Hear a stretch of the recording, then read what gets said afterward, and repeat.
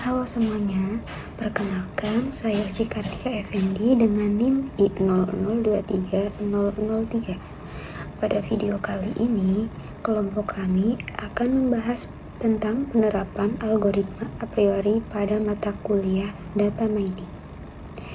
Algoritma a priori sendiri merupakan salah satu algoritma dalam data mining yang digunakan untuk menemukan pola hubungan atau keterkaitan antar item berdasarkan data transaksi. Dengan algoritma ini, kita dapat mengetahui produk apa saja yang sering dibeli secara bersamaan oleh pelanggan, sehingga hasilnya dapat dimanfaatkan sebagai dasar dalam pengambilan keputusan. Misalnya, untuk menyusun strategi penjualan atau penempatan produk. Pada video ini, saya akan menjelaskan mengenai studi kasus, kemudian dilanjutkan dengan proses pembentukan item set ke-1 dan item set yang kedua. Baik, kita mulai dari studi kasusnya terlebih dahulu. Jadi, studi kasus yang digunakan adalah data transaksi penjualan pada sebuah toko alat tulis yang terdiri dari 5 transaksi. Pada transaksi pertama yaitu pelanggan membeli buku tulis dan pulpen. Transaksi yang kedua itu buku tulis, pulpen, dan pensil. Selanjutnya, transaksi yang ketiga itu pelanggan membeli buku tulis dan penghapus. Transaksi yang keempat itu pelanggan membeli buku tulis, pulpen, pensil, dan penghapus. Serta yang terakhir itu ada transaksi yang kelima, pelanggan membeli pensil, penghapus, dan penggaris. Berdasarkan 5 transaksi tersebut, kita akan menerapkan algoritma a priori dengan minimum support sebesar 0,3 dan minimum confidence sebesar 0,8. Langkah pertama yang harus dilakukan adalah mencari item-item yang paling sering muncul pada seluruh transaksi. Tahapan inilah yang disebut sebagai pembentukan item set yang pertama atau yang ke-1. Pada item set yang pertama, seluruh data transaksi terlebih dahulu diubah ke dalam bentuk tabel biner, di mana biner itu terdiri dari angka 0 dan 1. Angka 1 menunjukkan bahwa suatu item terdapat pada transaksi, sedangkan angka 0 menunjukkan bahwa item tersebut tidak terdapat pada transaksi. Nah, setelah tabel biner selesai dibuat, langkah berikutnya adalah menghitung nilai support dari masing-masing item. Rumus nilai support itu adalah jumlah transaksi yang mengandung suatu item dibagi dengan seluruh jumlah transaksi. Karena pada studi kasus ini terdapat 5 transaksi, maka hasil perhitungannya adalah sebagai berikut. Di mana buku tulis itu muncul pada 4 transaksi, sehingga memiliki nilai support sebesar 0,8. Kemudian pulpen muncul pada 3 transaksi dengan nilai support 0,6.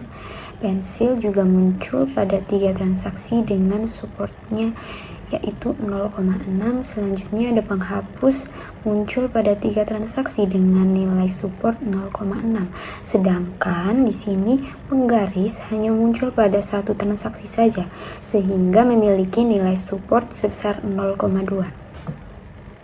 Nah, dari hasil perhitungan tersebut, kita dapat melihat bahwa buku tulis merupakan item yang paling sering dibeli oleh pelanggan karena memiliki nilai support tertinggi yaitu 0,8. Sehingga itu pulpen, pensil, dan penghapus memiliki frekuensi kemunculan yang sama dengan nilai support terbesar yaitu 0,6. Berbeda dengan penggaris yang hanya muncul 1 kali saja sehingga memiliki nilai support paling rendah yaitu 0,2. Dapat kita ketahui bahwa buku tulis, pensil, dan pulpen penghapus memenuhi syarat sehingga akan diproses ke tahap berikutnya. Sedangkan penggaris tidak memenuhi syarat karena nilai supportnya berada di bawah minimum support. sehingga item tersebut dieliminasi dan tidak digunakan lagi pada proses berikutnya, yaitu proses kedua item set. Setelah mengetahui item-item yang memenuhi minimum support, proses selanjutnya adalah membentuk item set yang kedua, yaitu di mana ada tabel kombinasi yang terdiri dari 2 item.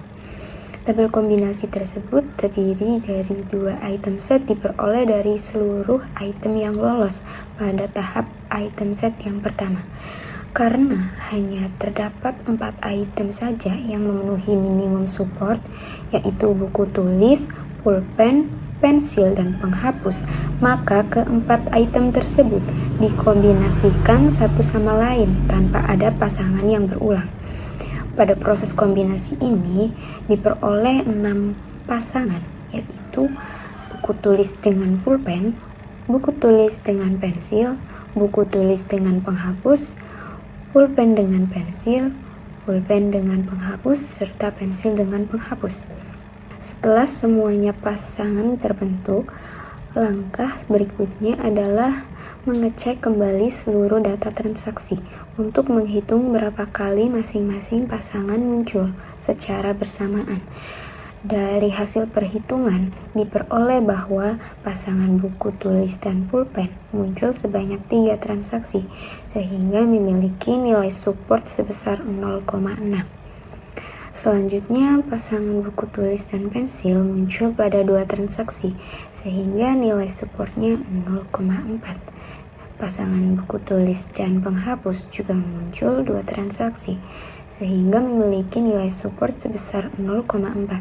Kemudian ada pasangan pulpen dan pensil muncul pada 2 transaksi juga dengan nilai support 0,4. Sementara itu, pasangan pulpen dan penghapus hanya muncul pada 1 transaksi, sehingga nilai supportnya sebesar 0,2.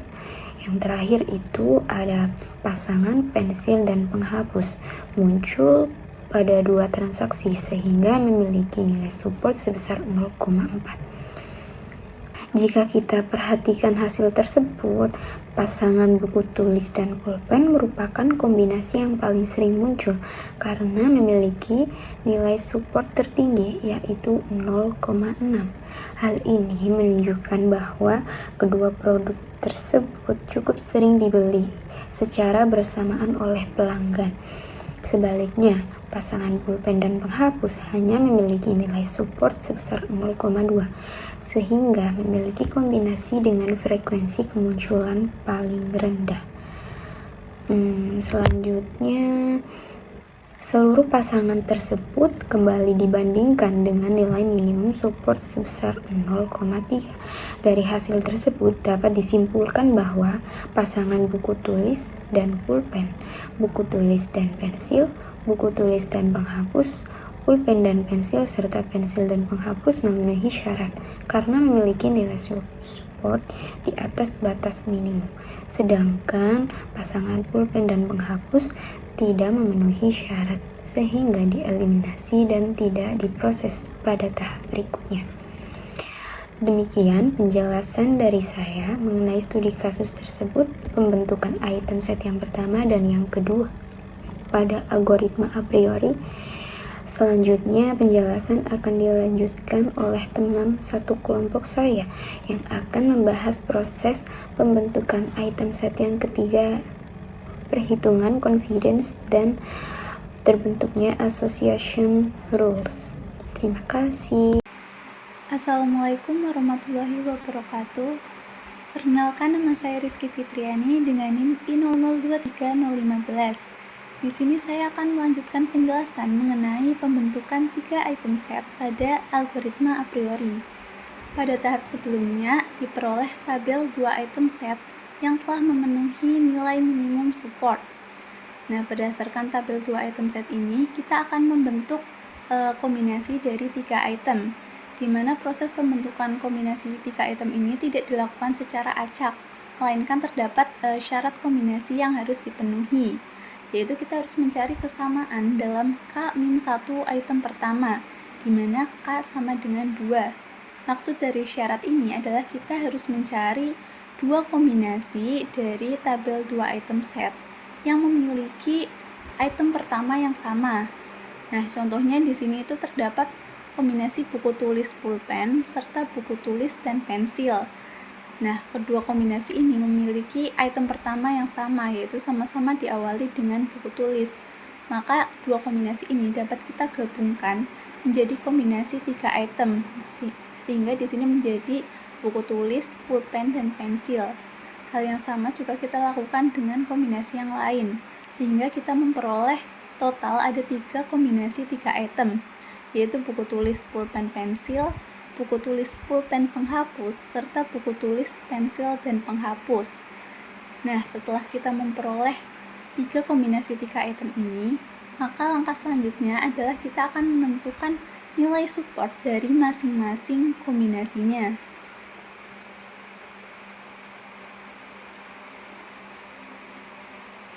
Nah, di sini kita akan membuat tabel. Misalnya pada kombinasi pertama, yaitu buku tulis, pulpen, dan pensil, itu kita akan mencari ada berapa transaksi yang memuat ketiga item secara bersamaan. Dan di sini pada transaksi 2 dan 4 itu memuat ketiga item secara bersamaan, sehingga jumlah transaksi 3 itemnya ada 2.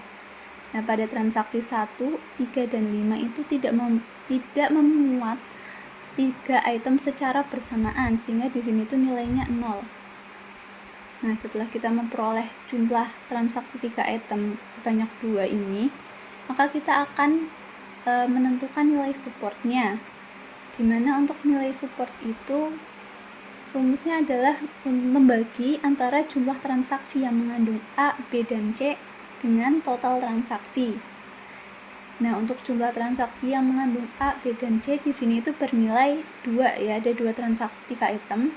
Nah, dibagi total transaksi, di sini total transaksinya itu ada 5.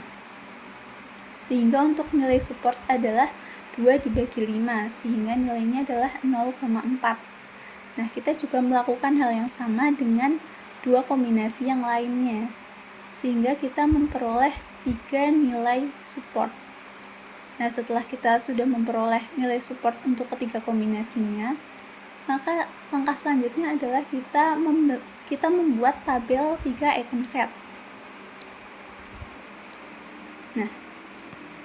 Nah, setelah kita membuat tabel item set, kita akan memeriksa apakah nilai support dari setiap kombinasinya sudah memenuhi ketentuan atau belum, dimana ketentuannya itu adalah minimum supportnya 0,3, sehingga bisa dilihat jika satu-satunya kombinasi yang memiliki nilai support yang memenuhi ketentuan adalah kombinasi pertama, yaitu buku tulis, pulpen, dan pensil dengan nilai supportnya yaitu 0,4. Karena yang lain itu nilainya 0,2, yaitu di bawah dari nilai minimum support yang ditentukan. Maka satu-satunya tabel 3 item set terpilih itu adalah kombinasi 1, yaitu buku tulis, pulpen, dan pensil yang bernilai support 0,4. Langkah selanjutnya adalah kita akan membentuk aturan asosiasi atau association rule. Tujuannya adalah untuk mengetahui hubungan antar barang, sehingga dapat diketahui jika pelanggan membeli suatu barang apa yang kemungkinan juga akan dibeli. Nah, di sini untuk mengetahui seberapa kuat hubungan antar barangnya, digunakan nilai confidence. Nah, confidence ini rumusnya adalah jumlah item yang dibeli sekaligus dibagi dengan jumlah transaksi pada bagian antecedent. Nah, di sini ada juga pembentukan rule. Yang mana yang pertama itu adalah rule yang dipakai adalah jika X, maka Y, di mana X ini merupakan antecedent, yaitu item atau kumpulan item yang menjadi syarat, sedangkan Y ini merupakan konsekuen, yaitu item yang diprediksi akan ikut dibeli jika X ini dibeli. Nah, misalnya di sini itu ada jika membeli buku tulis, maka membeli pulpen, di mana buku tulis ini merupakan antecedent dan pulpen ini merupakan konsekuen. Nah, untuk rule kedua, yaitu antecedent itu boleh lebih dari satu unsur, sedangkan untuk konsekuen hanya terdiri dari satu unsur.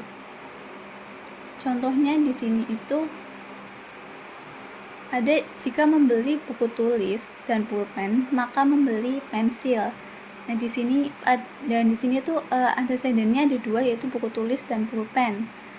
Dan konsekuennya ada hanya satu, yaitu pensil.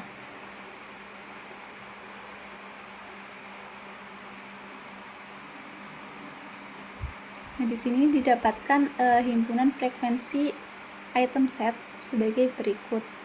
Ini tuh kita dapatkan dari 2 item set dan 3 item set yang sebelumnya telah kita peroleh. Berikut merupakan aturan asosiasi 2. Yang pertama, terdapat rule membeli buku tulis maka membeli pulpen. Maka jumlah transaksi yang memuat kedua item tersebut atau item secara bersamaan itu terdapat 3 transaksi. Sedangkan jumlah transaksi yang memuat A atau buku tulis itu terdapat 4 transaksi. Sehingga nilai fee-nya itu 3 dibagi 4 sama dengan 0,75. Selanjutnya ada jika membeli pulpen maka membeli buku tulis. Dan maka jumlah pulpen dan buku tulis secara bersamaan itu sama-sama 3. Sedangkan untuk jumlah transaksi yang memuat pulpen itu terdapat 3. Sehingga confidence-nya yaitu 3 dibagi 3 sama dengan 1, atau nilai confidence-nya yaitu 100%. Nah, hal yang sama juga kita terapkan kepada rule yang lain yang berada dalam tabel ini. Nah, kemudian di sini ada aturan asosiasi 3 item set. Untuk rule yang pertama yaitu jika membeli buku tulis dan pulpen maka membeli pensil. Nah, untuk jumlah transaksi yang memuat ketiga item ini secara bersamaan itu terdapat 2 transaksi. Sedangkan jumlah transaksi yang memuat item buku tulis dan pulpen secara bersamaan itu terdapat 3 transaksi, sehingga untuk nilai confidence-nya yaitu 2 dibagi 3 sama dengan 0,66667. Nah, kemudian untuk yang selanjutnya ada jika membeli buku tulis dan pensil maka membeli pulpen. Untuk jumlah transaksi yang membuat ketiga item ini secara bersamaan itu terdapat total 2 transaksi, sedangkan jumlah transaksi yang memuat buku tulis dan pensil secara bersamaan itu terdapat 2 transaksi, sehingga nilai confidence-nya yaitu 2 dibagi 2 sama dengan 1, atau nilai confidence-nya 100%. Untuk rule yang terakhir itu juga memiliki nilai confidence yang sama, yaitu 100%. Selanjutnya kita akan menentukan asosiasi final. Di sini aturan yang digunakan adalah aturan yang memiliki nilai support lebih dari sama dengan 0,3 dan confidence lebih dari sama dengan 0,8. Ini sesuai dengan ketentuan yang ada pada soal. Nah, di sini didapatkan bahwa terdapat 3 rule yang memenuhi ketentuan minimum support dan minimum confidence. Yang pertama itu ada jika membeli pulpen maka membeli buku tulis dengan support 0,6 dan confidence 1. Kemudian yang kedua ada jika membeli buku tulis dan pensil maka membeli pulpen dengan nilai support 0,4 dan confidence-nya 1. Yang ketiga adalah jika membeli pulpen dan pensil maka membeli buku tulis dengan nilai support 0,4 dan nilai confidence-nya 1. Sehingga untuk aturan asosiasi terdapat 3 aturan. Yang pertama, jika membeli pulpen maka membeli buku tulis dengan nilai confidence-nya 100%. Yang kedua, jika membeli buku tulis dan pensil maka membeli pulpen dengan nilai confidence 100%. Yang ketiga adalah jika membeli pulpen dan pensil maka membeli buku tulis dengan nilai confidence-nya juga 100%. Sehingga berdasarkan hasil analisis menggunakan algoritma a priori ini, diperoleh 3 aturan asosiasi yang memenuhi minimum support dan minimum confidence.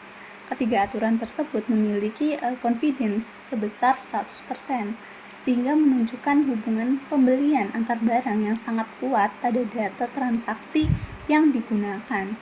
Selanjutnya, hasil perhitungan manual yang sebelumnya telah kita lakukan di Microsoft Excel akan divalidasi dengan menggunakan tools RapidMiner. Tujuannya adalah untuk memastikan apakah aturan asosiasi yang dihasilkan itu sudah sesuai. Nah, di sini itu dihasilkan 3 transaksi ya dengan menggunakan rapid miner ini. Yang pertama itu jika membeli pulpen, maka membeli buku tulis dengan nilai support 0,6 dan confidence-nya 1 atau 1%, sehingga dapat dipastikan bahwa seluruh pelanggan yang membeli pulpen maka juga akan membeli buku tulis. Nah, yang kedua ada jika membeli buku tulis dan pensil, maka membeli pulpen dengan nilai support 0,4 dan confidence-nya 1 atau 100%. Dan yang ketiga ada jika membeli pulpen dan pensil, maka membeli buku tulis dengan nilai support 0,4 dan confidence-nya 1 atau 100%. Nah, ini bisa kita bandingkan dengan hasil perhitungan manual tadi. Nah, di sini dapat kita lihat bahwa hasil antara perhitungan manual dengan Excel dengan hasil dengan menggunakan tools rapid miner ini, hasilnya itu sama ya. Sehingga dapat disimpulkan bahwa perhitungan manualnya ini sudah sesuai atau sudah benar karena hasilnya itu sama dengan hasil dengan menggunakan tools rapid miner ini. Baik, mungkin itu saja penjelasan dari kami. Terima kasih untuk yang sudah menonton. Wassalamualaikum warahmatullahi wabarakatuh.